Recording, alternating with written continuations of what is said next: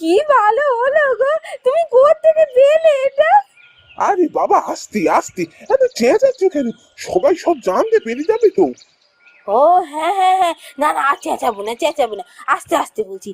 এটা কোত্থেকে পেলে গো তুমি? মাঠে যখন চাষ করতে যাচ্ছি, পথে এক ঠাকুমার সাথে দেখা হয়েছিল। ওই ঠাকুমাই আমায় এই কাপড়টা দিলেন।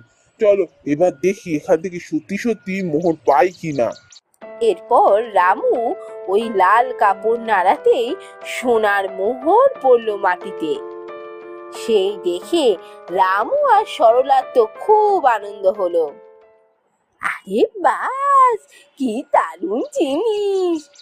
আচ্ছা, বর তো বললো আমায় চেনা অজানা আর প্রতিবেশীকে না বলতে। তাহলে এক কাজ করি, সইকে গিয়ে বলে আসি। সই তো অচেনা অজানাও নয়, আর